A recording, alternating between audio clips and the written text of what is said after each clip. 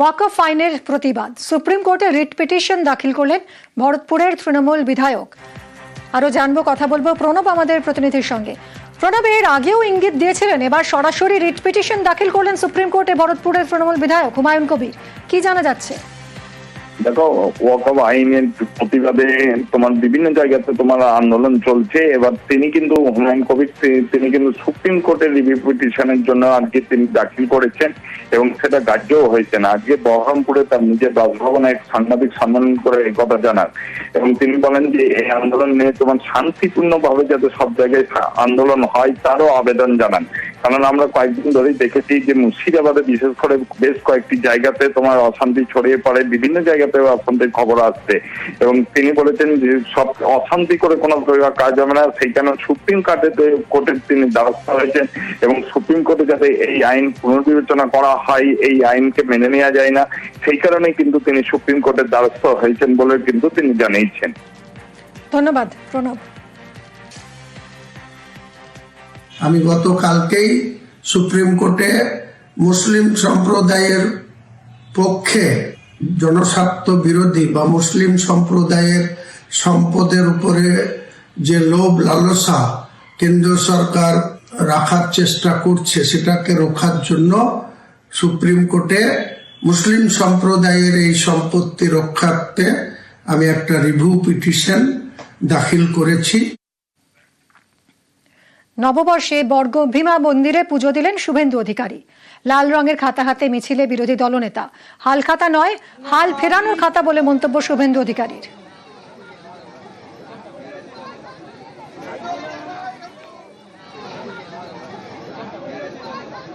নিজের হাল ফেরানোর কথা বলবো, শুধু তাই নয়, বিহার রাজ্যের হাল ফেরানোর কথা বলবো।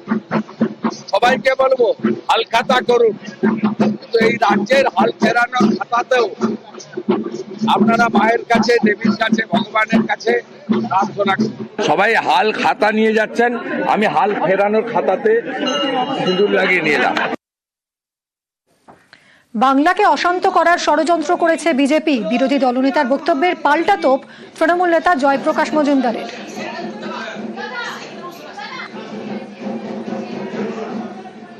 এই পশ্চিমবঙ্গের অবস্থাকে যে তারা খারাপ করার জন্য চক্রান্ত করছেন সেটা তো এখানকার মানুষ বুঝে গেছে। হাজার হাজার কোটি কোটি টাকা খরচ করেছেন, বিএসএফ কে কাজে লাগিয়েছেন এবং গুন্ডা বদমাইশদের হাতে টাকা পয়সা গুঁজে দিয়ে আগে থেকে অনেক চক্রান্ত করে পরিকল্পনা করে বাংলাকে অশান্ত করার চেষ্টা করেছেন। ওয়াকফ বিল করেছে কেন্দ্রীয় সরকার, আবার এখানে এরাই আবার ওয়াকফ বিল নিয়ে প্রতিবাদে যাচ্ছেন শুভেন্দু অধিকারীরা। নিজেদের বিল, নিজেদের আইন, তারই বিরুদ্ধে এখানে মানুষকে ভুল বুঝিয়ে প্রতিবাদে নামছেন। নববর্ষের মিছিলে দিলীপ ঘোষ। সুবোধ মল্লিক স্কোয়ার থেকে ঠনঠনিয়া পর্যন্ত শোভাযাত্রা বিজেপির। নববর্ষে তৃণমূলকে তীব্র কটাক্ষ দিলীপ ঘোষের।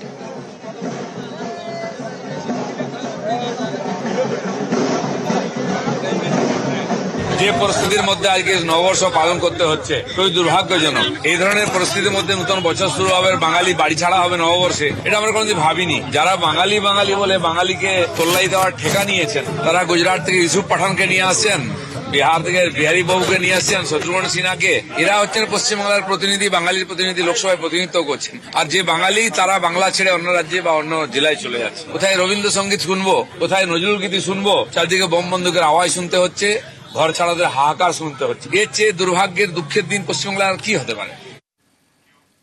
বিজেপির চক্রান্তে ঘর ছাড়া হয়েছে বলে অভিযোগ। দিলীপ ঘোষকে জবাব জয়প্রকাশ মজুমদারের। বাংলাকে অশান্ত করার অভিযোগ বিজেপির বিরুদ্ধে। অচেনা হয়ে থাকতে হচ্ছে কেন? দিলীপ ঘোষরা চক্রান্ত না করলে তো থাকতে হতো না।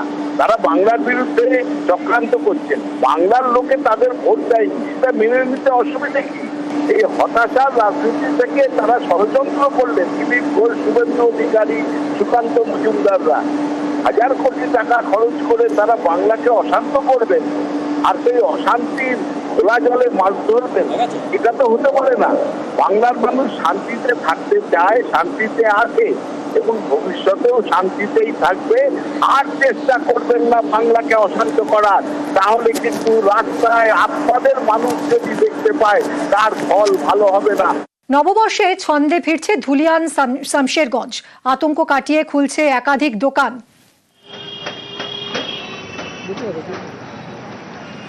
নববর্ষে ছন্দে ফিরছে ধুলিয়ান শামশেরগঞ্জ, মুর্শিদাবাদের একাধিক এলাকা নতুন ওয়াকফ আইনের প্রতিবাদে বিক্ষোভে উত্তপ্ত হয়েছে। ধীরে ধীরে ছন্দে ফিরছে, আতঙ্ক কাটিয়ে একাধিক দোকান খুলেছে।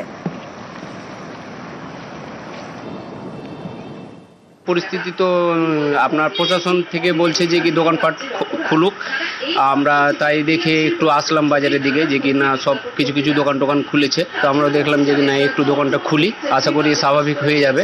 প্রশাসনিক দিক দিয়ে ভালো হেল্প আছে। হয়তো কোনো রকম বিভ্রান্তি কোনো কিছু হয়েছে, কিন্তু আমাদের ধুলিয়ানের লোক বা ধুলিয়ানের আশেপাশের লোক আমরা কেউ কিছু কোনোদিন করিনি।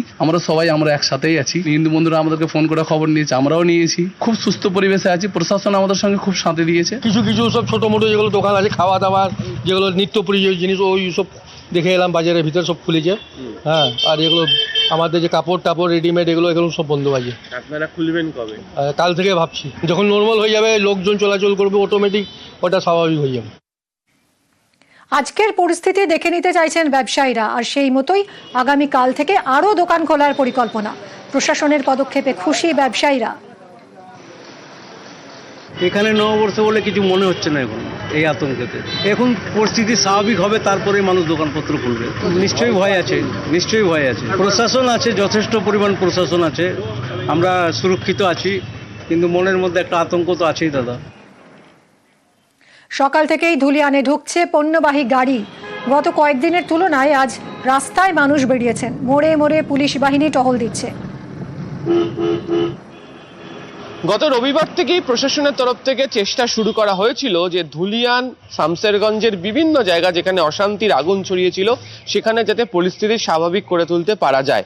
মূলত যারা ব্যবসায়ীরা রয়েছেন তারা যে ধর্মেরই হোক না কেন তাদের সঙ্গে কথা বলে তারা যাতে দোকান খোলেন সেই ব্যবস্থা করা হয়।